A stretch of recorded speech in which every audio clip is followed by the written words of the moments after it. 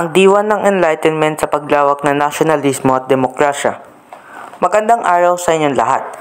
Nais ko pong pag-usapan ngayon ng isang mahalagang bahagi ng ating kasaysayan, ang Enlightenment at ang epekto nito sa ating nasyonalismo at demokrasya.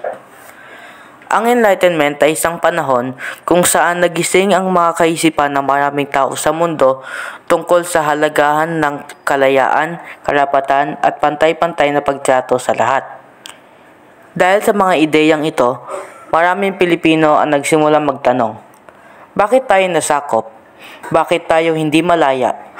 Bakit may mga pribilehiyong hindi natin natatamasa? Dahil sa mga tanong na ito, unti-unting namulat sa ating mga ninuno sa tunay na kalagayan ng bansa.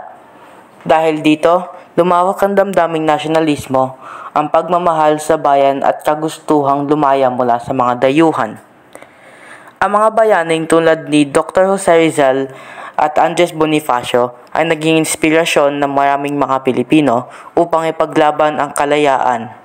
Ito ay nangangahulugan na tayong mga mamamayan ay may boses sa pagpili ng mga namumuno at sa paggagawa ng mga mahalagang desisyon para sa bansa. Ngayon, may karapatan tayong bumoto, magpahayag ng saloobin at lumaban sa anumang uri ng pag-aapi. Ngunit hindi dito nagtatapos ang ating responsibilidad.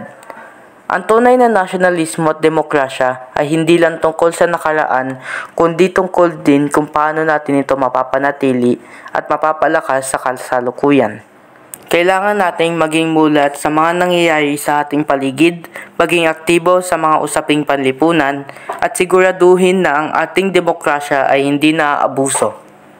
Kaya bilang mga estudyante at kabataan, tayo ang pag-asa ng bayan. Huwag nating hayaan na mawala ang liwanag ng Enlightenment sa ating bansa.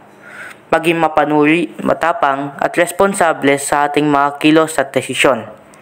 Mabuhay ang nasyonalismo, mabuhay ang demokrasya.